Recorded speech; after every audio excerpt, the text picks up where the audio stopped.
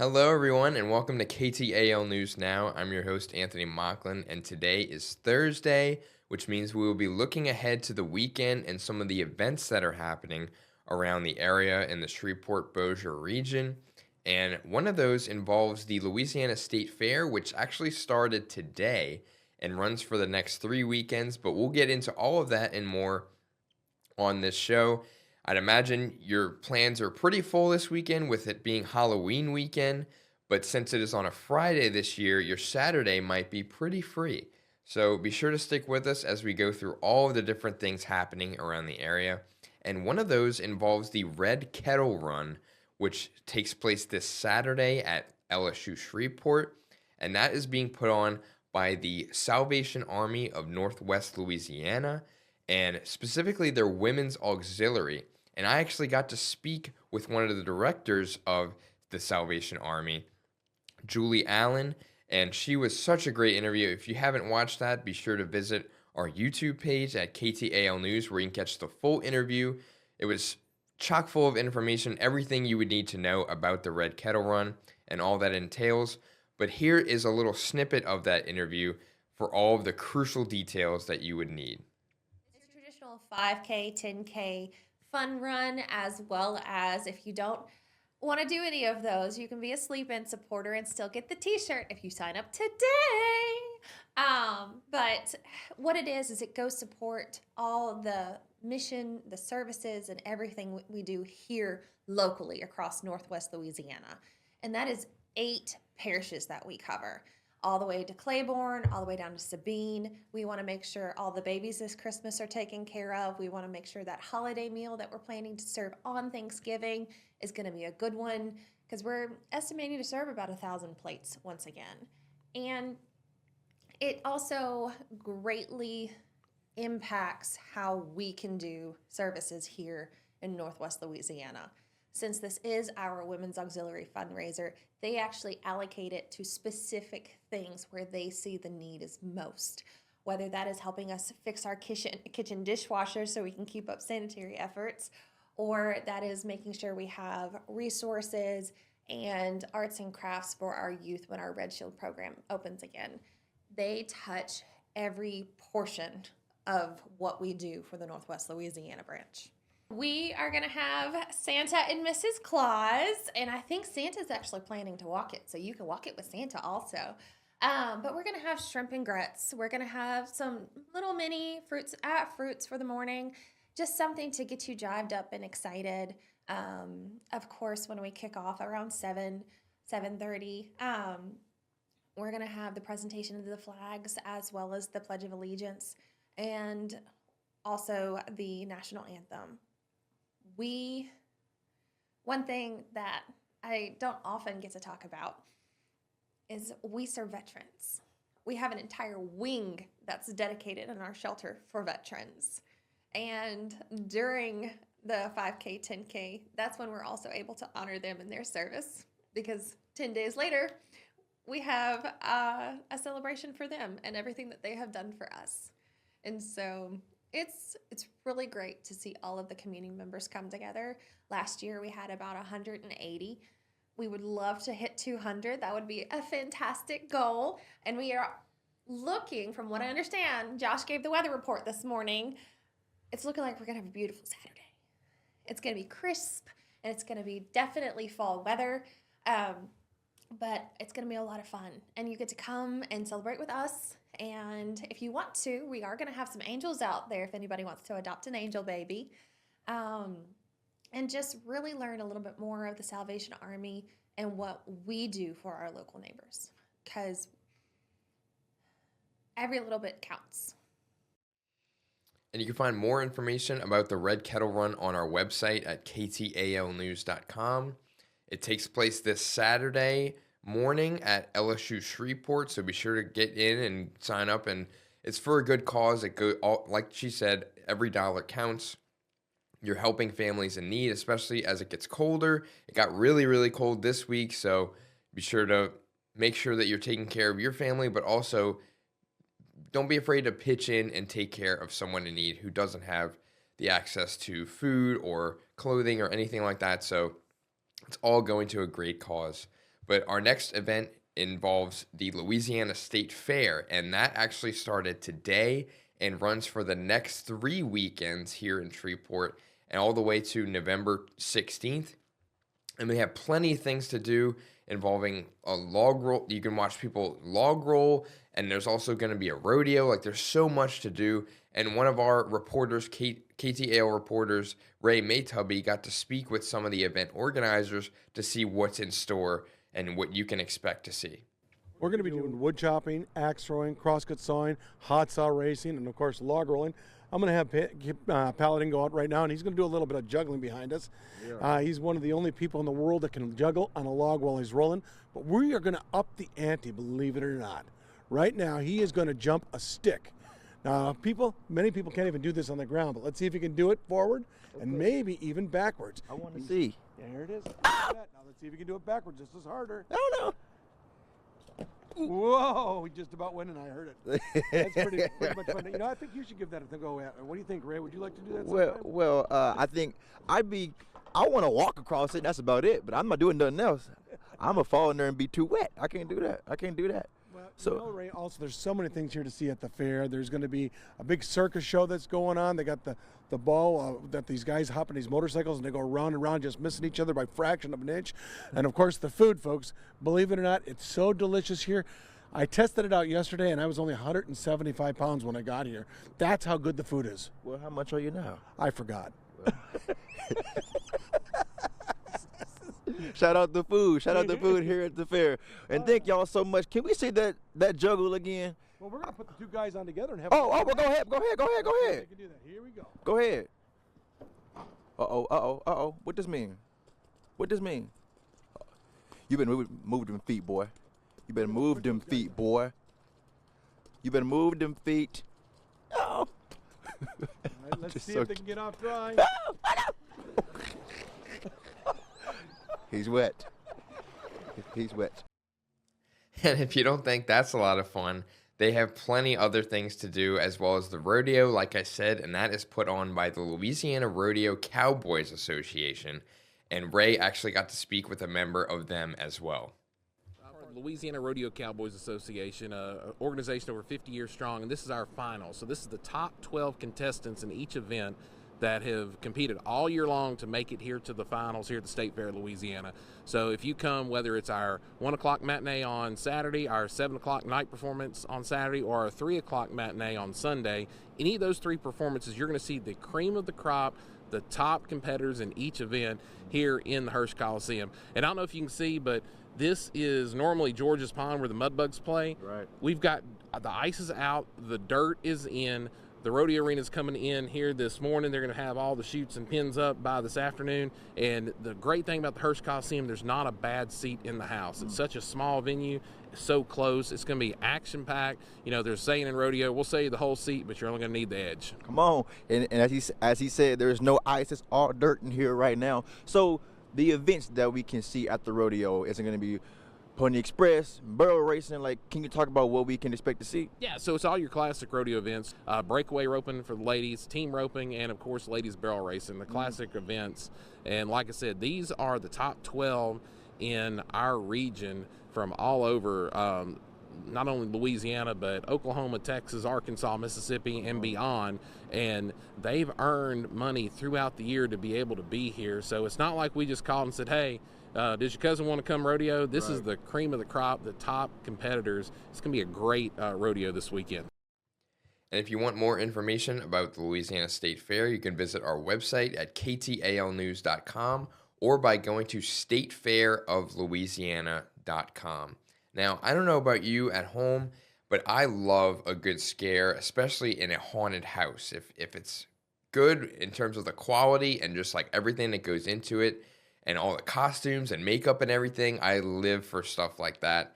And one place in Shreveport is actually transforming themselves from a water park into a haunted house. And this has been going on since or near the beginning of this month, and their last day is this Saturday, November 1st. And I'm talking, of course, about Wonder Oasis Water Park. They have completely transformed their water park into a Screams Scare Park.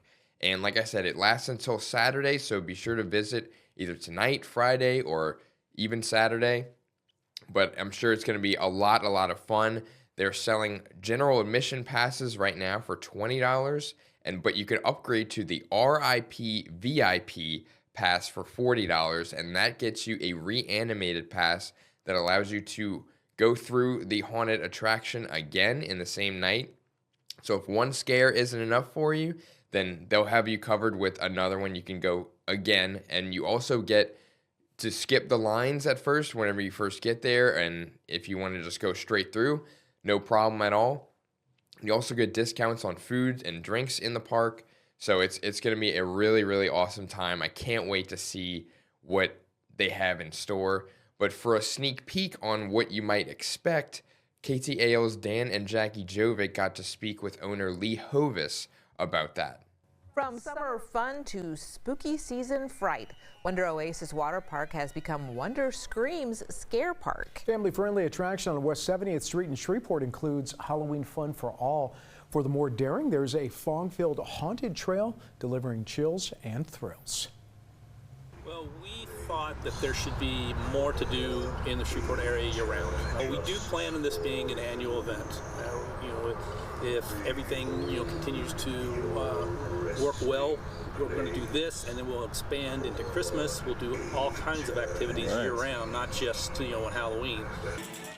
The Scream Park is open Thursday through Sunday beginning at 6 p.m. It closes at 9 or 10 depending on the day. General admission is $20. And earlier this year, I actually got to speak with Lee Hovis as well whenever Wonder Oasis opened up for the summer season.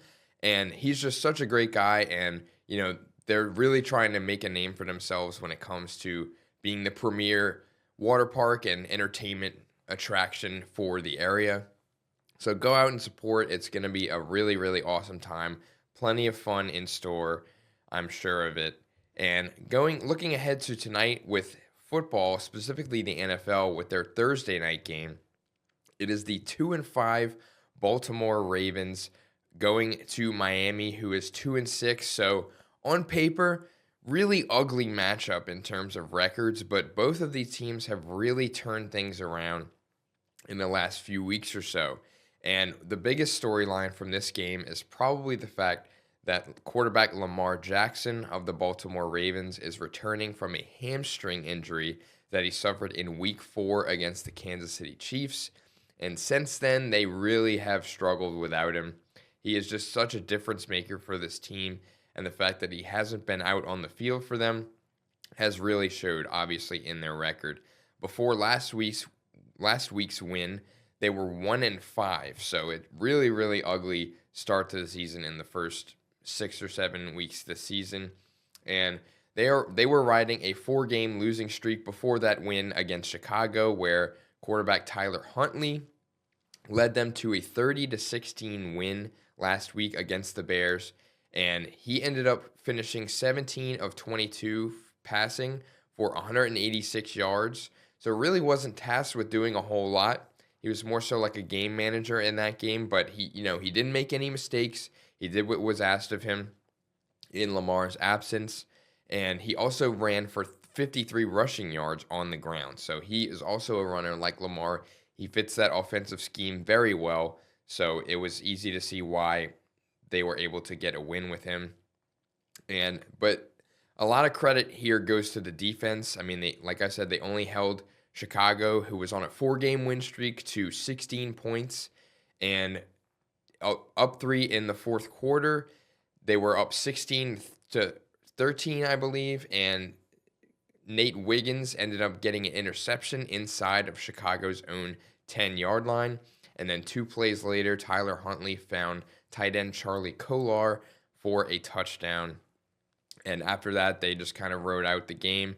But like I said, the defense came up huge in that game in the turnover battle, but they still did give up almost 400 yards of offense to Chicago. Chicago just could not punch it in whenever they were driving down the field. They only had to settle for a field goals. They could never really find the end zone in that game, which is a little bit of concern. But the defense, in the scoring column, you only held them to 16, so you got to take that as a win.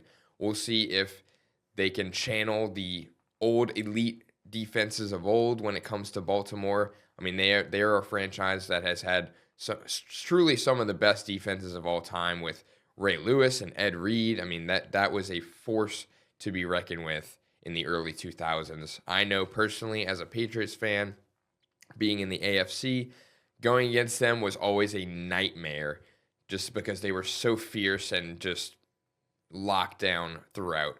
So we'll see. I mean, obviously they're not as good as they once were on defense, but we'll see if they can at least take steps towards going there.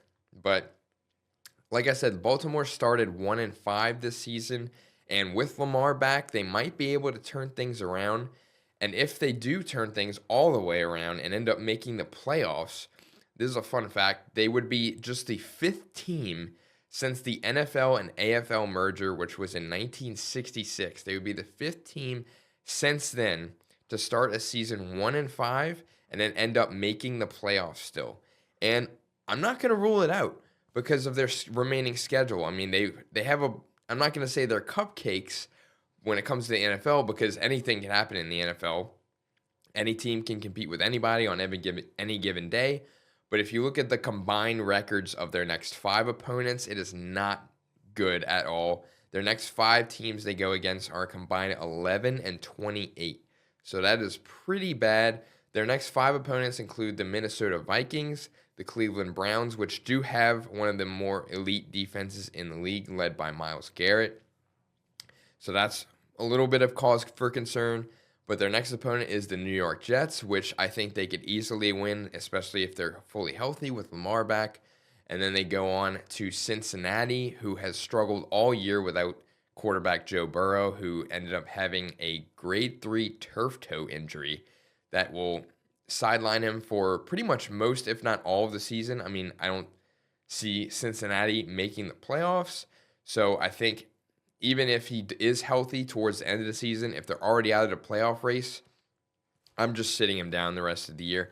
I'm not even going to chance it. I mean, that is your franchise quarterback, and they've had several problems with him staying healthy just because of their offensive line is so bad, and, they need to end up protecting him a little bit more. So hopefully by getting I'm not going to say they're outright tanking or anything, but if they do decide to maybe not throw some games, but just kind of not try as hard, if they're not rushing him back from his injury, maybe they'll end up with a good draft pick and they can invest that into an offensive lineman and just bolster then the protection for him. But like I was saying, Baltimore, after that, they go on to Pittsburgh, who has been kind of iffy this year. I mean, I think that game could go either way, but if I had to pick, I would pick Baltimore in that game.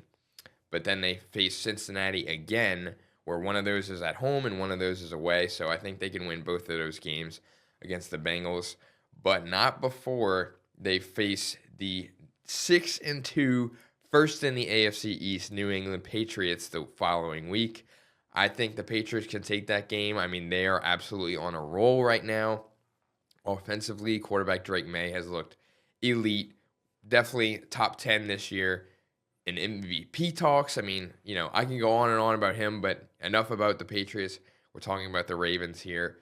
But looking ahead to the Ravens' opponent for tonight, the Miami Dolphins, they had probably their best game of the season last week in a 34-10 win against Atlanta, which was pretty shocking to almost every NFL fan, considering the fact that this is an Atlanta team that ended up beating the Buffalo Bills. But an injury to quarterback Michael Penix forced Kirk Cousins to step up in that role, and he just did not look ready for it, clearly in the score column.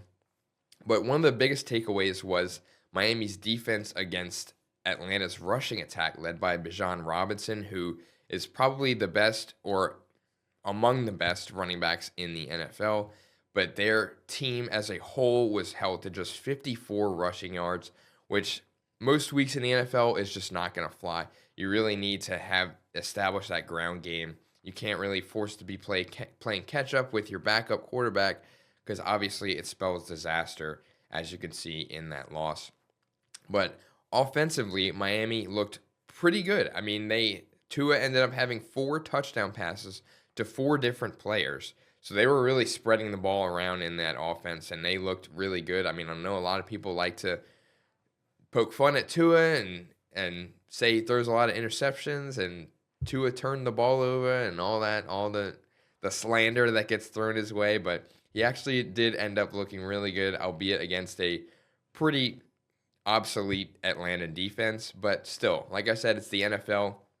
These are professionals.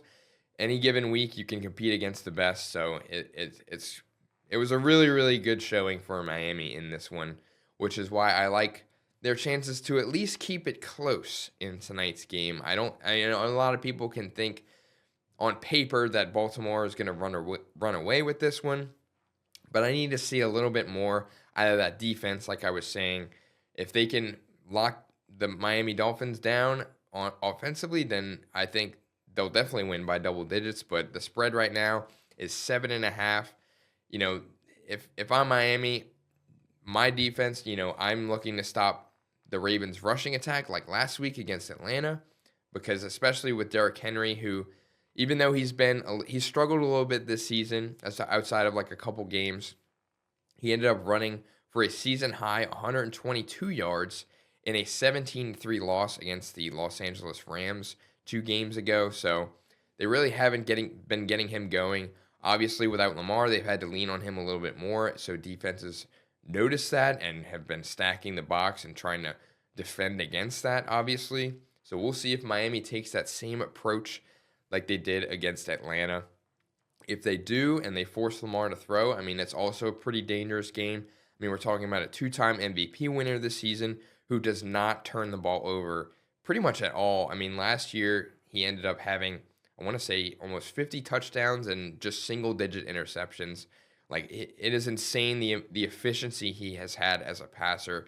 So I think, you got to pick your poison here, because obviously you have Hall of Fame running back Derrick Henry on the ground, but then, 2-time MVP, sure to be first ballot Hall of Famer Lamar Jackson throwing through the air and potentially running on the ground. I mean, that duo, whenever they're both healthy, is pretty hard to stop, and that's why they ended up, running all the way to the AFC Championship last year. So it'll be tough to see what ends up happening. But like I said, if you're taking the spread, I kind of like the Dolphins plus 7.5 here. I think they'll end up losing by a touchdown, but only that touchdown if all things go according to plan. Because like I said, I need to see more out of Baltimore. I mean, they dominated the Bears without Lamar last week. The offense looked really good, but like I said, that defense needs to show me a little bit more. And Miami also had their best showing last week against Atlanta, because like I said, the Falcons did end up beating the Buffalo Bills, who are the favorite in the AFC this year, I would say, to at least go to the Super Bowl, led by Josh Allen. So, it just goes to show you how competitive the NFL is this year. I mean, both conferences, honestly, are just wide open. I really couldn't pick anybody to go to the Super Bowl right now. I need to see just how things shake up as we get nearer and closer to the playoffs. But Miami is at home in this game. So, on a short turnaround, with Baltimore having to go to Miami on a short week on a Thursday night game, it might be a little bit tough for them to just kind of run away with it. I do still think they win the game, but maybe not as much as people might think they will. Because at the end of the day, with and without Lamar, the Ravens have really only had one pretty good game in the last 2 months. So I just need to see a little bit more, and then for them to get back in the swing of things. And I don't think they'll do so on a short week on a Thursday game. I don't think this is the get right game for them. But we'll see what happens. Let me know who you got tonight. If you have any bold predictions, you can reach me at amocklin@ktalnews.com. And that website is also where we stream KTAL News Now, which streams every day, Monday through Friday at 1 p.m. And that's also where you can find all of our local breaking and trending news around the area. You can visit our YouTube at KTAL News to find all of our previous segments of KTAL News Now. But for now, I'm Anthony Mocklin. Have a great rest of your day. Be sure to tune in tomorrow for another edition of Football Friday, where we'll be previewing Week 10 of college football. There's a lot of shakeups going on with head coaching changes, most notably LSU with a vacancy there now. We'll see what happens. We'll stay up to date with every update regarding LSU's coaching search. So stick with us on KTAL News Now. But for now, I'm Anthony Mocklin, and thank you for joining us.